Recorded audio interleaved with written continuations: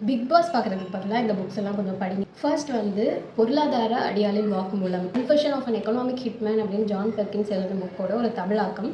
இதில் வந்துட்டு எப்படி வந்து யூஎஸ் அவங்களோட அரசியலை மற்ற நாடுகளில் வந்து கண்ட்ரோல் பண்ணுறாங்க அப்படிங்கிறத ரொம்பவே ஒருத்தர் வந்து அவரே எக்ஸ்பீரியன்ஸ் பண்ணி எழுதியிருப்பார். அதை நீங்கள் படிக்கும்போது உங்களுக்கு உலக அரசியல் பற்றி கொஞ்சம் தெரியும், எப்படிலாம் வந்து பீப்புளை வந்து மேனிப்புலேட் பண்ணுறாங்க அப்படின்ட்டு. அண்ட் அதுக்கப்புறம் வந்து வால்மார்ட்டை விரட்டடிப்போம் அப்படின்ட்டு ஒரு புக்கு, அது வந்து தமிழாக்கம் தான் அது. அதில் வந்துட்டு வால்மார்ட் மாதிரியான ஒரு பெரிய ரீட்டைல் செயின் அப்படின்னு சொல்லுவாங்க, லோக்கலில் இருக்கக்கூடிய வணிகர்கள் எந்த அளவுக்கு பாதிக்கப்படுறாங்க, சின்ன சின்ன கடைகள்லாம் எப்படி பாதிக்கப்படுது அப்படிங்கிறத பற்றி சொல்லியிருப்பாங்க. அதுக்கப்புறம் வந்துட்டு 1984 அப்படின்ட்டு ஜார்ஜ் ஆர்வெல் எழுதினது, இந்த புக்குமே தமிழில் அவைலபிளாக இருக்குது. ஒரு உலகமே கட்டுப்பாட்டுக்குள்ளே, ஒரு டிக்டேட்டர்ஷிப்குள்ளே இருக்குது. எல்லா இடத்துலையும் கேமரா வச்சு நீங்கள் பண்ணுற ஒவ்வொரு விஷயத்தையும் ஒவ்வொரு மூவையும் வந்து கவர்மெண்ட் வந்து வாட்ச் பண்ணிகிட்ருக்கு.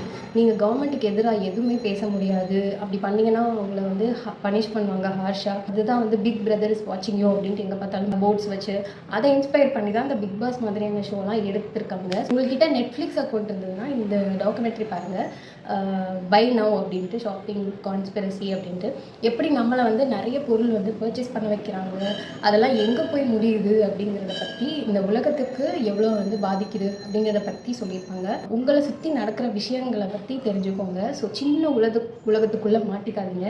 நான் பிக் பாஸ் ஏன் பார்க்கக்கூடாதுன்னு சொல்கிறேன்னா, அதை பற்றி ஏற்கனவே நிறைய பேர் பேசியிருக்காங்க, நீங்கள் யூடியூப்பில் பார்த்தாலே தெரியும். அது வந்து சைக்காலஜிக்கலாக மனுஷனோட பிரெயினை வந்து ரொம்பவே பாதிக்கும், மேனிப்புலேட் பண்ணும். அதனால ஸோ ப்ளீஸ் நல்ல விஷயங்களை பாருங்கள், நல்ல விஷயங்களை பற்றி படிங்க. ஸோ உங்கள் நாலேஜை வளர்த்துக்கோங்க, அவ்வளோதான்.